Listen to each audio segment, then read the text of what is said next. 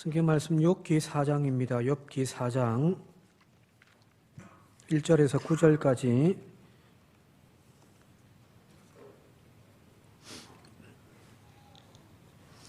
욥기 4장 1절에서 9절까지 한 절씩 교독하겠습니다. 대만 사람 엘리바스가 대답하여 이르되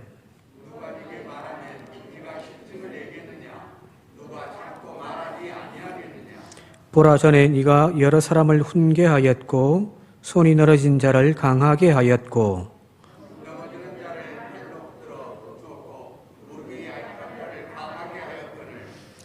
이제 이 일이 네게 임함에 네가 힘들어하고 이 일이 네게 닥침에 네가 놀라는구나.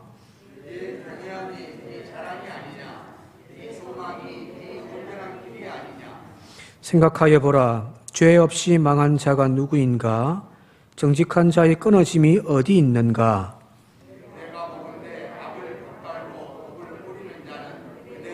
함께 읽겠습니다. 다 하나님의 입 기운에 멸망하고 그의 콧김에 사라지느니라. 아멘. 지난 시간 욥기 1장, 2장 함께 좀 살펴보았는데요. 1장, 2장을 요약하자면 욥은 하나님이 인정하셨던 당대의 의인이라는 거잖아요. 하나님은 그걸 인정하셨고 사탄 앞에서 자랑을 하셨습니다. 욥은 당대에 하나님께서 인정하신 의인이었지만 그러나 그 욥에게 하나님의 주시는 고난이 임하였다라는 겁니다.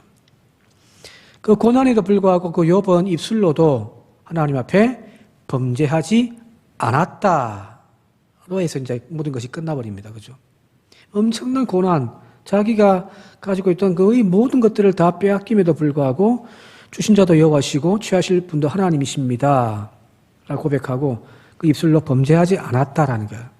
이게 욥기 1장과 2장입니다.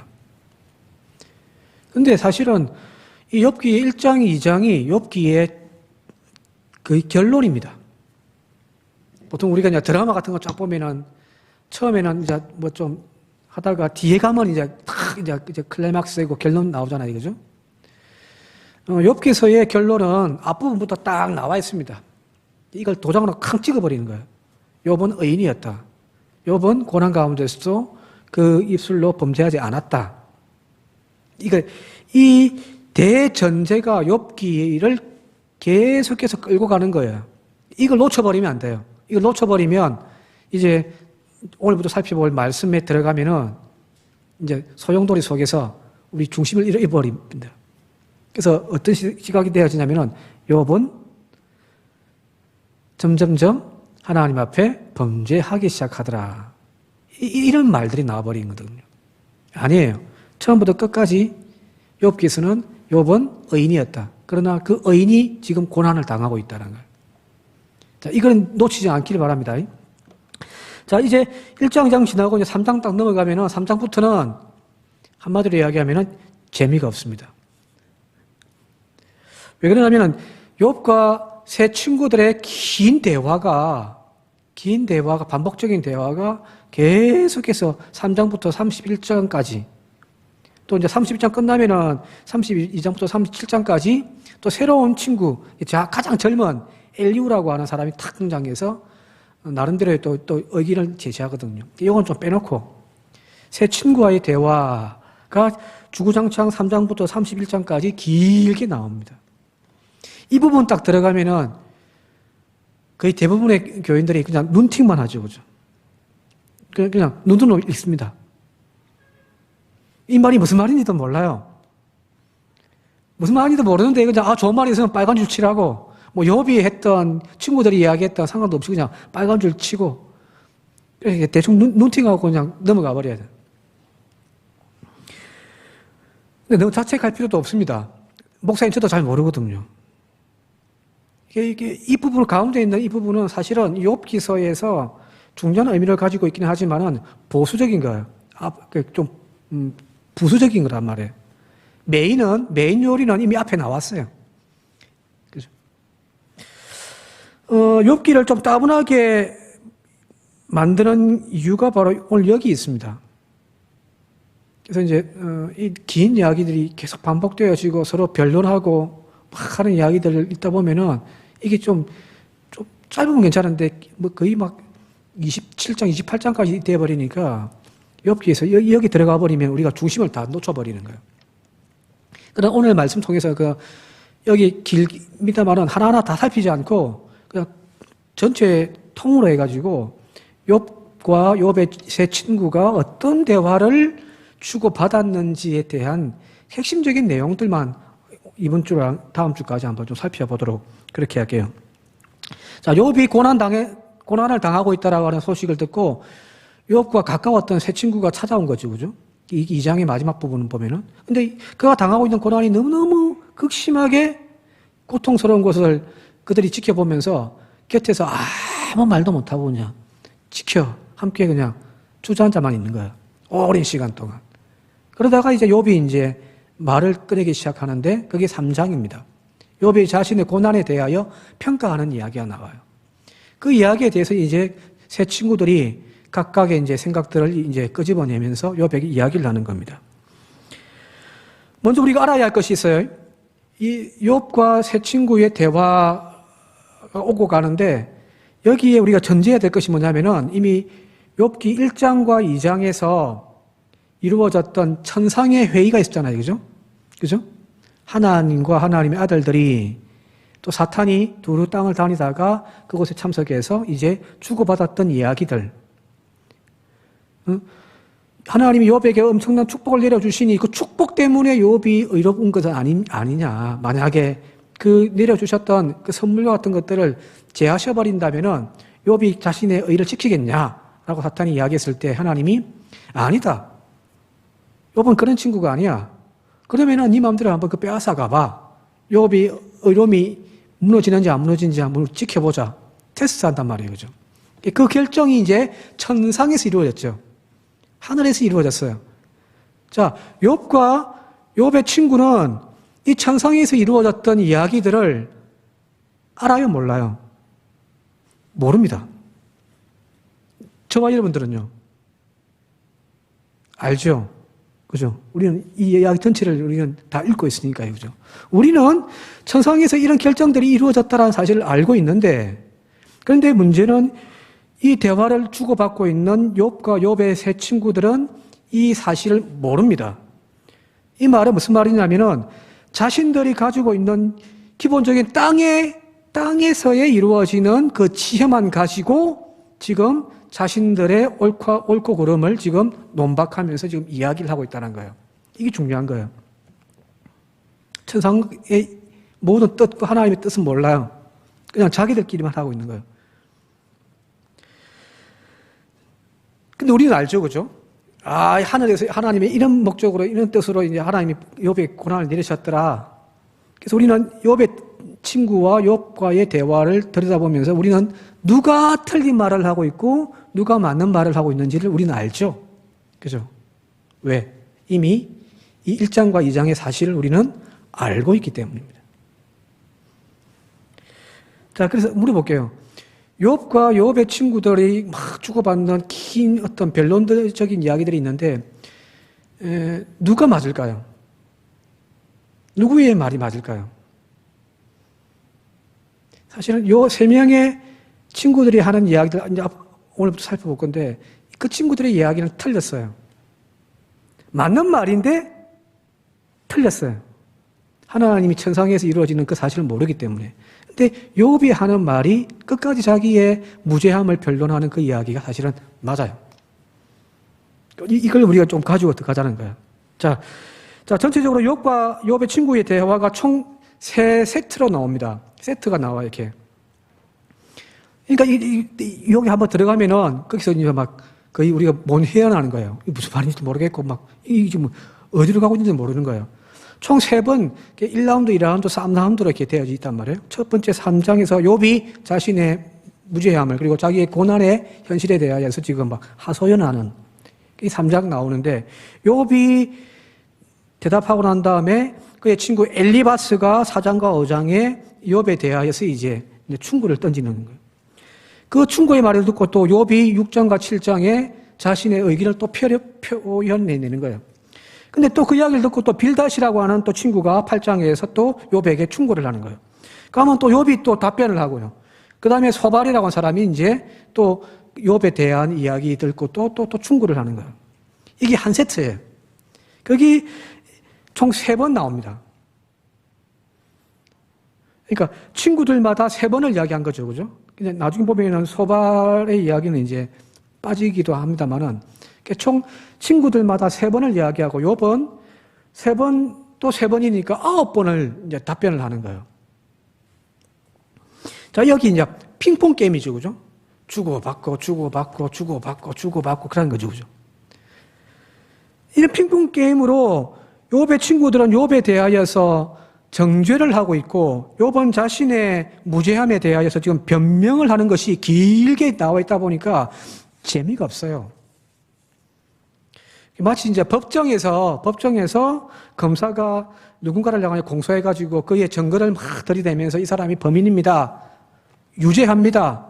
판사님 유죄를 때려주십시오라고 이야기를 하면은 또 변호사가 그 피고인의 어떤 무죄함을 막 이래야 또 반론을 제거하면서 막 또 막 공방하잖아요. 그죠? 그거 듣고 있으면 재밌습니까? 재미없죠. 그죠? 똑같아요. 서로 막 자기 주장을 내세워가지고 무죄하다, 아니다, 너는 죄가 있다, 아니 나는 죄가 없다, 이걸 막 변론하는 이야기이기 때문에 사실은 참 재미는 없습니다. 그런데 우리가 여기서 놓쳐서는 안 될 중요한 주제가 하나가 있단 말이에요. 앞서 언급했듯이 천상의 회의, 하나님과 사탄이 오고 갔던 그 천상에서 이루어졌던 그 내용에 대해서는 전혀 모르는 욥과 욥의 세 친구가 지금 지속적으로 욥을 향하여 그 친구들은 자신들의 지혜의 관념으로, 여기서 나오는 이야기들은 다 지혜에 대한 얘기거든요. 자신들이 알고 있는 그 지혜의 관점에서 너가 죄인이다라는 거예요. 네가 잘못했기 때문에 벌 받는다라고 계속 이야기를 하는 거예요. 욥은 그 지적에 대해서 자기는 죄 지은 게 없는 것 같은데 아무리 되돌아보고 아무리 회개하려고 막 자기 스스로를 짜내지만 마른 수건에 짠다고 물이 나옵니까? 자기 스스로 아무리 생각을 해봐도 무죄하고 억울하다라는 거예요. 그걸 계속해서 지금 반론을 하고 있는 겁니다. 자, 이걸 조금 어렵게 말로 좀 표현하면은 우리가 그동안 쭉 살펴봤습니다만은 욥의 세 친구들이 지금 욥을 향하여서 주장하고 있고 강요하고 있는 것은 바로 자문적 지혜, 즉 규범적 지혜에 대한 관점에서 계속해서 접근하고 이야기를 하는 거예요. 욥이 하나님 앞에서 작은 것 하나라도 네가 잘못한 것이 있으니까 네가 지금 고난 받는다라는 거예요. 이게 자문적 지혜잖아요. 그죠? 선인에게는 하나님께서 상을 내리시고 악인에게는 하나님이 벌을 내리신다. 이게 자문적 틀이란 말이에요. 이게 공식이란 말이에요. 이 공식에 콱 사로잡혀 있는 사람이 그 공식으로 욥을 바라보니까 욥 지금 고난 당하고 있네? 근데 이 고난이란 벌이란 죄가 있기 때문에 내려지는 것인데 그러면 욥은 죄인이라는 거예요. 네가 알지 못하는 죄가 있기 때문에 하나님이 너에게 지금 벌을 내린 거지 라고 이야기를 하지만 욥은 스스로 아무리 돌이켜보고 자신을 살펴보아도 하나님 앞에 벌 받을 만한 죄를 지은 것이 없다라고 지금 하소연하는 거예요. 이게 지금 전체적인 내용이에요. 계속 주고받으면서 하는 말이 이런 내용이에요. 친구들은 네가 죄인이다. 네가 죄가 있으니까 벌 받은 거다. 하나님은 무하다. 하나님이 실수하지 않는다. 네가 벌 받았단 말은 네가 죄인이라는 이야기다. 욥은 아니다. 나는 죄 지은 거 없다. 이게 계속 이런 이야기란 말이에요. 자, 만약에 법정에서 나는 진짜 무죄한데 나는 죄를 지은 게 없는데 근데 검사가 계속해서 어떤 이런저런 증거를 내밀면서 이거 보십시오. 저 사람은 바로 이런 죄를 지었습니다. 저 사람이 범인입니다라고 이야기를 하면은 어떻게 될까요? 그냥 될 대로 되라 합니까? 끝까지 자신의 무죄함을 계속해서 변명하고 또 변론해야 할 거 아니에요. 그죠? 조그만한 그 어떤 증거라도 있다면은 그걸 드러내면서 봐라, 내가 이런 알리바이가 있는데 나는 죄인이 아니야라고 끝까지 변론해야 될 거 아니에요. 욥이 우리가 자칫 읽다 보면은 욥이 이상하게 조금 처음에는 입으로도 하나님을 범죄하지 않았다라고 원망하지 않았다라고 했던 욥이 점점 가면 갈수록 자기 신세 한탄하고 막 내가 왜 태어났을까 막 한숨 쉬고 하는 거 보면은 욥이 조금씩 변하면서 의인이었던 그가 타락해가는 모습처럼 보여지는데 아니에요. 욥의 핵심은 끊임없이 자신의 무죄를 변론하는 이야기밖에 안 됩니다. 자, 다시 돌아가가지고 욥의 세 친구들이 일관되게 계속해서 주장하는 것은 잠언적인 지혜의 틀입니다.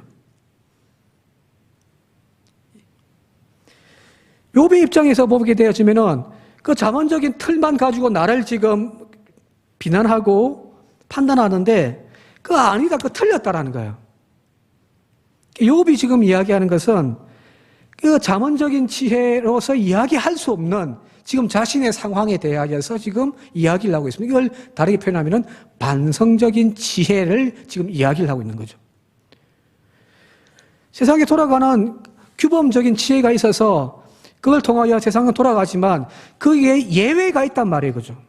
예외가 있는 것을 다루는 것이 반성적인 지혜라고 한다면은 지금 욥의 상황은 지금 잠언적 지혜만 가지고 지금 계속해서 네가 죄인이었기 때문에 네가 범죄했기 때문에 하나님 앞에 잘못했기 때문에 네가 벌 받는다라고 이야기하는 그들의 논리를 지금 반박하고 있는 거예요. 자, 여기 4장부터 이제 25장까지 31장까지 계속해서 이 세 친구들의 주장을 세 번씩 반복하면서 계속 이야기하잖아요. 그걸 이제 함축해가지고 보면은 이 세 친구가 욥에게 했던 이야기의 핵심적인 그 내용들이 세 가지 정도 됩니다. 요약을 하면요. 도표 보시면서 이야기할게요. 첫 번째는요. 하나님은 모든 것을 관할하신다는 거예요. 이 예대치우죠. 하나님이 절대 주권이에요. 하나님이 세상의 모든 것을 관할하시고 하나님이 하시는 일들을 통하여서 세상이 움직여져 간다는 거예요. 두 번째는 하나님께서 선하시기 때문에 하나님은 선하시잖아요. 그죠? 하나님은 악하지 않잖아요. 하나님이 오늘은 이랬다가 내일은 저랬다 그런 분은 아니잖아요. 그죠? 하나님은 선이시기 때문에 선에 대하여서는 상을 내리시고 악에 대하여서는 심판하시는 분, 여기는 오차가 없다라는 거예요. 그래야 되잖아요. 그죠? 맞죠? 그죠? 그리고 마지막에 이제 인간은 그 크신 하나님을 다 이해할 수 없고 알 수는 없지만 그러나 계시를 통하여서 우리에게 보여줬던 그 하나님을 통하여서 조상 때부터 내려오는 지혜와 우리가 이 땅에서 살아가는 동안 경험하는 그 경험을 통하여 하나님의 지혜를 그래도 어느 정도는 알 수 있다라고 이렇게 주장을 하는 거예요. 이제 이거 세 개 가지고 쭉 읽다 보면은 욥의 세 친구들의 주장이 거의 이틀 안에 들어갑니다. 근데 여기 나와 있는 세 가지의 욥의 세 친구들이 주장하는 이 내용들이 뭐냐면은 한마디로 이야기하면 잠언의 가르침이에요. 잠언의 가르침이란 말이에요. 자, 이 잠언의 가르침으로 보자면은 무죄한 자, 죄가 없는 사람의 고난은 있을 수 있습니까? 없습니까? 죄가 없는데 지금 고난을 받고 있어요. 벌을 받고 있어요. 있을 수 있습니까? 없습니까? 없어요. 왜? 절대 선이신 하나님께서 선한 자에게는 상을 주시고 악한 자에게는 벌을 주시는데 근데 죄가 없는데 벌을 받는다? 이거는 있을 수 없는 일이에요. 그 규칙에 위반되어지니까요. 자, 그건 불가능하다라고 하는 생각 때문에 지금 욥의 친구들은 이 욥이 당하고 있는 고난을 이해를 못하는 거예요. 그래서 그들이 내린 결론은 뭐냐면은 이 규범적인 지혜, 잠언적인 지혜의 관점에서 욥의 고난은 욥이 잘못했기 때문에 하나님이 그에게 벌을 내리신다라고 결론을 내릴 수밖에 없습니다. 욥도 계속해서 그 이야기를 하거든요. 내가 지금 엄청난 고난을 당하고 있다. 근데 이 나의 고난은 하나님께로부터 왔다. 근데 나는 죄진 게 없다. 이게 욥의 고백이거든요. 자, 그러면은 나는 아무 잘못이 없는데 지금 벌을 받고 있어요. 근데 이 벌은 하나님께로부터 온 거예요. 자, 그러면은 누구의 문제가 됩니까? 누가 잘못하고 있는 거예요, 지금? 자문적인 관점에서는 죄가 없는 사람이 벌을 받는 것은 있을 수 없다고 했잖아요. 그래서 어떤 결론이 나오냐면은 욥의 고백대로 한다면은 하나님이 문제인 거예요. 나는 지금 아무 죄도 안 짓고 그냥 착 걸어가고 있는데 어느 날 누가 와가지고 막 선생님이 와가지고 뒤통수를 탁 때리는 이 새끼 하면 때려요. 그러면 누구 잘못이에요? 선생님 잘못이지. 욥의 친구들이 지금 욥의 그 변하지 않는 그 고백을 계속해서 들으면서 계속해서 똑같은 반복적인 이야기를 하는 이유가 여기 있어요. 이 욥이 미친 거야, 미친. 자기들 생각에. 이 규범적인 지혜로서는 하나님은 뭐예요? 하나님은 실수하지 않으세요. 근데 지금 욥이 자기 스스로 고백하다시 나는 엄청난 고난을 당하고 있고 정말 죽지 못하여 살고 있다라고 할 정도로 엄청난 고난을 당하고 있는데 그것이 하나님께로부터 왔다고 하면서도 자기는 죄가 없다고 이야기하니까 친구들이 이 이야기를 들을 때에는 이 욥이 엄청나게 지금 교만한 거예요. 왜? 자기의 죄 없음을 주장하기 위하여 하나님을 문제 있게 만들어 버린 거잖아요. 그죠? 그래서 지금 이 욥의 친구들은 이 자문적인 관점에서 하나님의 뜻을 알지 못한 채 그냥 자기들이 배워왔던 그 지식의 지혜의 관념으로서 욥의 이야기를 지금 단죄하고 지금 네 말이 틀렸다.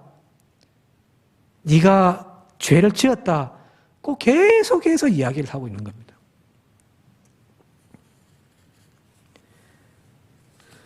자, 여기서 문제가 발생하는 거예요. 욥의 친구들이 우리가 다 알고 있잖아요. 1장, 2장의 모든 이야기들, 천상의 이야기들 우리는 알고 있기 때문에 지금 욥과 욥의 친구들이 하고 있는 이야기들에서 누가 틀린지도 알고 있잖아요. 욥이 맞아요. 또 제일 마지막 이야기도 우리가 알고 있으니까 하나님이 욥을 인정하신단 말이에요. 욥이 맞고 욥의 친구가 틀렸다는 것을 알고 있는 우리가 봤을 때는 왜 틀렸는지를 알아야 될 거 아닙니까? 그렇죠? 자, 욥의 친구들은 지금 자기들이 알고 있는 지혜의 관념으로서는 지금 전혀 틀리지가 않습니다. 그런데 욥의 문제에 대해서는 이게 지금 오류가 발생해 버리는 거예요. 이 틀 안에 안 들어오는 거니까요. 자, 자문적 지혜의 특징은 뭐냐면 앞서 이야기했듯이 하나님의 절대 주권을 인정하는 거예요. 하나님이 모든 것을 이루어 가신다는 거예요. 이유가 없는 것이 없다는 거예요. 그죠?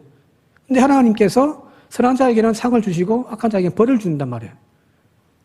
이 두 가지가 지금 이제 잠언서의 잠언의 지혜의 틀인데 그래서 이들의 이야기를 쭉 읽다 보면은 하나님의 절대 주권, 하나님이 하시는 일이라고 하는 고백은 나와 있어요. 한번 볼게요. 욥기 5장 9절입니다. 욥의 친구들의 말에서 이제 나오는 건데요. 욥기 5장 9절 같이 한번 읽어보겠습니다. 시작. 하나님은 헤아릴 수 없이 큰 일을 행하시며 기이한 일을 셀 수 없이 행하신다. 하나님은 우리가 이해할 수 없을 정도로, 우리가 헤아릴 수 없을 정도로 큰 일을 행하시는. 우리가 인간의 지혜로 그 하나님이 하시는 모든 일들을 우리는 다 알 수 없다는 거잖아요. 그죠? 그죠? 계속해서 욥기 11장 7절에서 9절 같이 계속해서 읽을게요. 시작. 네가 하나님의 오묘함을 어찌 능히 청량하며 전능자를 어찌 능히 완전히 알겠느냐. 하늘보다 높으시니 네가 무엇을 하겠으며 스올보다 깊으시니 네가 어찌 알겠느냐. 그의 크심은 땅보다 길고 바다보다 넓으니라. 이 창조 세계가 하나님을 다 담을 수 없다는 거잖아요. 그죠? 우리는 하나님에 대해서 알긴 아는데 다 알지 못하는 거예요. 그렇게 지금 그들은 하나님의 절대 주권에 대해서 인정을 해요. 근데 문제는 이제 그 하나님이 하시는 일에 대하여서 이제 욥에게 이야기를 하면서 어떻게 되어지냐면은 자신들이 알고 있는 자문적인 지혜의 틀에 딱 박혀가지고 이걸 넘어서 계신, 그러니까 지금 친구들이 하는 이야기의 지혜의 수준을 넘어 있는 본래의 천상에서 이루어졌던 그 하나님의 뜻은 알지 못하여 이 틀 안에 하나님의 뜻을 끄집어 내려와서 가둬버린 거예요. 모르면 그건 모른다 하면 될까, 이거죠. 이 하나님의 뜻이 무엇인지 모르겠다라고 하면 될 거를 자신들이 가지고 있는 그 자문적인 지혜의 틀에 하나님을 끼워 맞춰가지고, 봐라, 하나님은 틀리지 않는다. 그러니까 네가 문제다. 이렇게 결론 계속해서 내리는 거거든요. 그들이 믿고 고백하는 하나님의 절대적인 선이라고 그들은 고백하면서도 불구하고 이 인과응보의 원리에서 벗어나지 않기 위하여 하나님을 그 틀 안에 가두어버린 거예요. 자, 우리가 살면서 나쁜 짓 하는 사람들은 벌 받고 착한 일 하는 사람들은 상 받는 것이 당연하죠, 그죠? 그렇게 세상이 또 굴러가기도 하고요. 그런데 예외적으로 정말 아무 죄가 없는 욥과 같은 사람들이 큰 고난을 당하는 그런 현실도 우리 있잖아요. 그죠? 이거를 설명할 수가 없단 말이에요. 이 자문적인 틀 가지고는. 그러면 이걸 포기해야 되는데 끝까지 이걸 포기하지 아니하고 하나님을 여기다 집어넣어 버리는 거예요. 그러면서 우리는 뭐라고 이야기하냐면, 봐라, 너는 모르지만 네가 크게 뭐 잘못한 것이 있을 거야. 가서 회개 기도하라고. 우리는 또 그렇게 이야기를 한단 말이에요.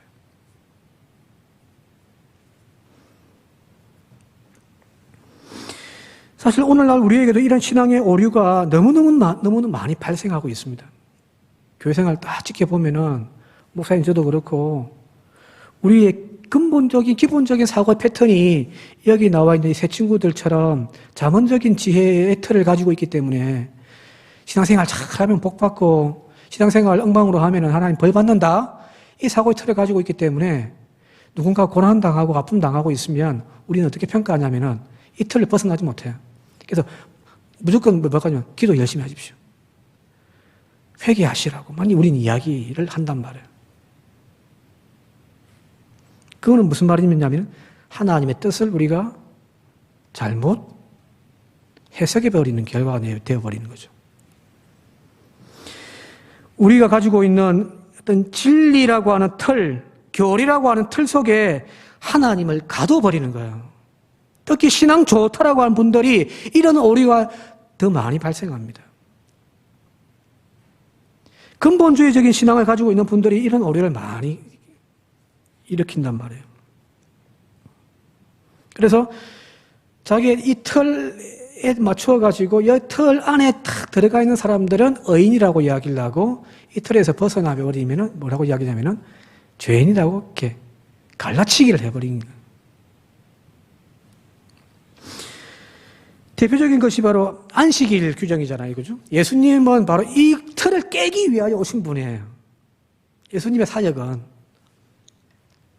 율법학자들이 자기가 가지고 있는 율법이라고 하는 이 틀 가지고 이 틀에 순종하고 따르면은 의인이라고 이야기를 하고 복 받는다고 하고 그 틀에 따르지 못하는 사람들은 다 죄인이라고 이야기를 하고 하나님의 구원이 없다라고 이야기를 해버린단 말이에요.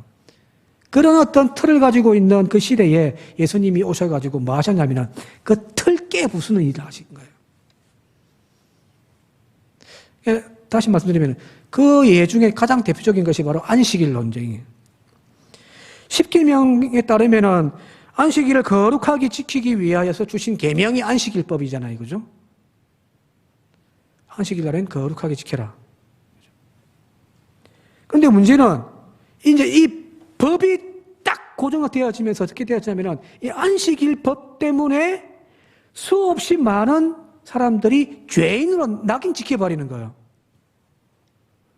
늘 이야기합니다. 목자 같은 경우들은 떠돌이 생활을 하니까 주일날 되면 교회를 못 와요. 저 먼데 막 무안까지 가가지고 뭐 양을 쳐야 되니까 못 오는 거죠. 그러면 안식일을 못 지킨단 말이에요. 그 사람들은 당연히 율법의 틀에서는 죄인들인 거예요. 구원받을 자격이 없는 자들인 거예요. 그리고 안식일에 엄청나게 많은 규정들을 만들어 놓고서 사람들에게 무거운 멍에를 씌워줘 버렸단 말이에요. 교회 오는 것이 힘들어요. 짜증이 나요. 안 지키면 또 죄인이라 낙인 지키니까. 하나님의 본래의 뜻과는 아무 상관없이 그냥 이 안식일법이라고 하는 틀이 만들어져 가지고 이 틀에 사람들을 다 가두어 놓는 거죠. 그래서 예수님께서 오셔가지고 이 안식일에 대한 논쟁을 하시면서 이 안식일법을 부수잖아요. 그게 바로 유명한 마가복음 2장 27절입니다. 마가복음 2장 27절 같이 한번 읽어볼게요. 시작. 안식일이 사람을 위하여 있는 것이요 사람이 안식일을 위하여 있는 것이 아니다라는 거잖아요. 안식일이 사람을 위하여 있는 건데 이게 뒤바뀌어가지고 어떤 자기의 교리와 틀 만들어가지고 거기에 하나님 모든 뜻이 다 있는 것처럼 딱 만들어버리니까 안식일이 이제 사람이 이제 안식일을 위하여 막 수고하고 애써야 되는 그걸 주님께서는 지금 바꿔버리신 거예요. 깨부숴. 안식일은 사람을 위하여 있는 거다.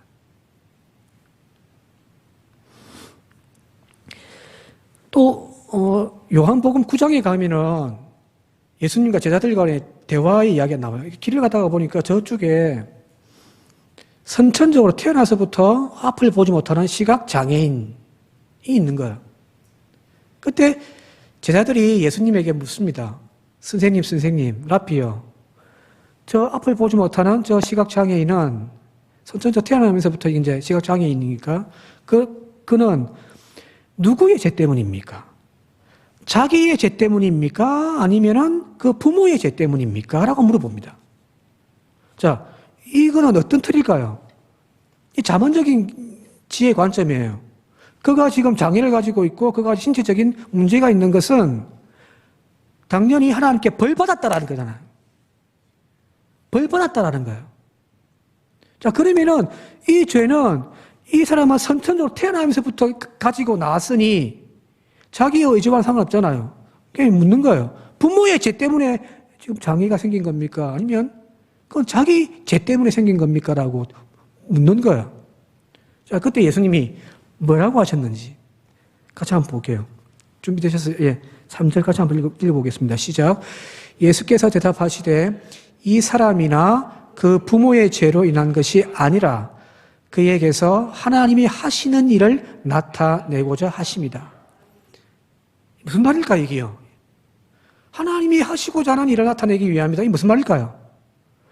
그가 신체적인 건강함을 가지고 있든지 아니면 장애를 가지고 있든지 그는 그 사람의 죄 때문이라고 하는 그 틀을 깨부수고 그가 그런 신체적인 것으로 태어나게 되어진 것은 전적인 하나님의 마음이라는 거예요. 하나님이 하시는 일이에요. 하나님이 하시는 일을 가지고 그걸 잘됐다 못됐다 따지고 할 필요가 없다는 거예요. 앞서 이야기했던 전적인 하나님의 주권을 인정하는 것, 이것이 바로 진정한 지혜라는 거잖아요. 오늘 우리는 그 하나님이 그 사람에게 내린 고난, 욥에게 내린 고난, 이 장애인에게 내린 그 장애의 문제를 우리는 이 자문적인 지혜의 틀만 가지고 인간복 관계로만 이해를 하고 그가 지금 벌을 받고 있기 때문에 그런 죄인이다라고 우리는 이야기를 해버리는 거예요. 틀린 거예요. 이 말 속에는 이걸 고집하다 보니까 하나님이 결정하신 하나님의 절대 주권이 인정이 되지 않는 겁니다.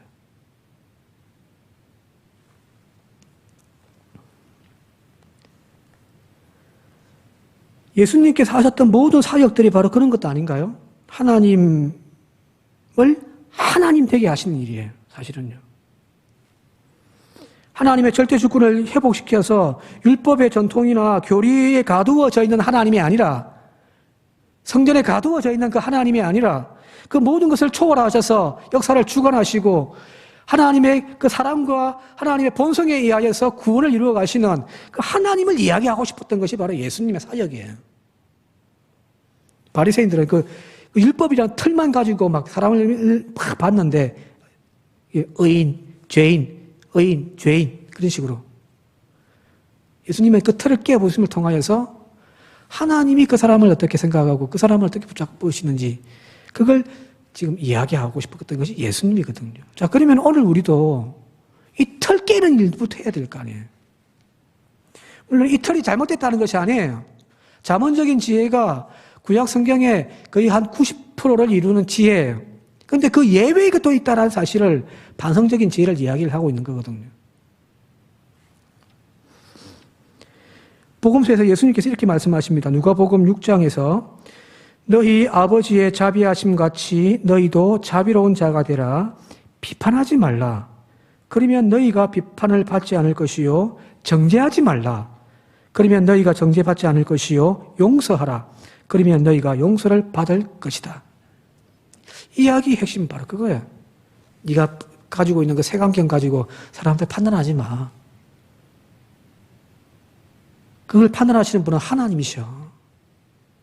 하나님의 절대 주권을 인정하는 것이 되어져야지 네가 네 마음대로 옳으니 그러니 죄인이니 의인이니 갈라치기 하지 말라는 거예요.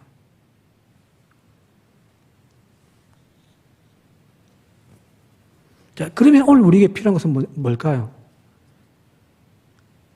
그 하나님의 절대 주권을 인정하는 것이 다시 말씀드립니다. 지혜입니다. 성경이 이야기하는 우리에게 요구하는 지혜라는 거예요. 겸손이 필요해요. 오늘날 기독교가 특히 개신교가 얼마나 갈라치기만 해야 합니까? 동성애 잘라내고 막 또 뭐 잘라내고 막 자기들만 의인이라고 막 이 틀 안에 들어오는 사람들만 의인이라고 막 그렇게 이야기를 하고 있단 말이에요. 예수님은 끝게 부수는 거예요. 그러면서 우리가 고백해야 할 것은 딱 하나입니다. 하나님의 뜻, 하나님의 마음을, 하나님의 계획을 우리는 알지 못한다라는 거예요. 그리고 모든 것은 하나님께서 결정하신다라는 겁니다. 이것이 바로 욥이 스스로를 변론하면서 끝까지 주장하는 바로 자기 주장이거든요. 욥의 고백이 그거잖아요. 나는 고난 당하고 있다. 근데 이 고난은 하나님으로부터 왔다. 근데 나는 죄가 없다. 자기가 죄가 없다고 끝까지 이야기를 하면서도 하나님의 절대 주권을 인정하고 있거든요. 그죠?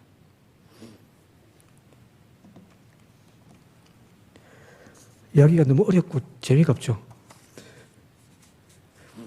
자, 이런 신앙의 패턴도 필요하다는 말이에요. 안 그러면은 교회가 막 칼을 들고 칼춤 추는 거야. 죄인. 설교를 할 때 가장 조심해야 될 부분들, 이런 부분들이죠. 말씀 가지고 내리치는 거예요. 봐라. 응? 신앙생활 제대로 안 하더만 그런 벌 받는다고. 우리가 그렇게 쉽게 이야기할 수 있겠지만 그러나 몰라요. 하나님의 뜻이 무엇인지를 우리는 모른단 말이에요. 그래서 우리의 고집과 우리의 생각을 하나님 앞에 내려놓고서 하나님의 그 주권하심을 하나님이 왜 그에게 그런 고난을 주셨는지를 겸손하게 묻고 또 내가 잘못한 것이 있으면 회개하고 또 내가 그렇게 잘못한 것이 없음에도 불구하고 하나님 그걸 주셨다면 그걸 인내하면서 고난을 이겨나가는 그런 믿음들이 필요한 거죠. 그죠?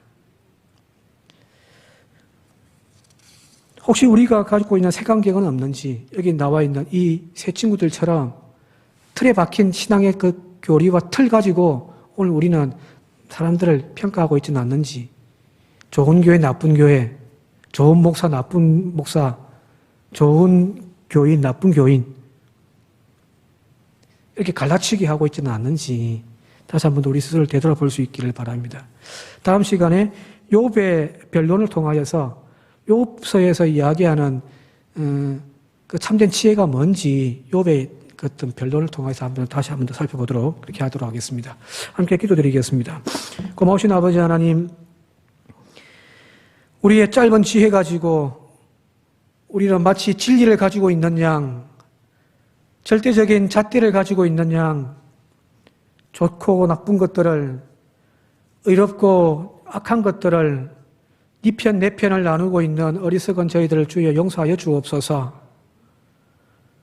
오늘 우리의 그 모든 것들을 겸손하게 내려놓고 하나님께서 모든 것을 이루어 가신다라고 하는 하나님의 그 절대 주권을 인정하는 저희들이 되게 하옵소서. 그래야 나의 삶에 고난이 닥쳐왔다 할지라도 그것이 하나님께서로부터 온 것임을 고백하며 회개할 때는 회개하게 하시고 붙들고 인내할 때에는 인내할 수 있는 믿음을 저희들 가운데 허락해 주심으로 우리의 신앙이 고난에 무너짐이 아니라 오히려 욥처럼 고난을 통하여 갑절로 하나님의 은혜를 이루어가는 우리의 신앙이 되게 하여 주옵소서. 예수님의 이름으로 기도드리옵나이다. 아멘.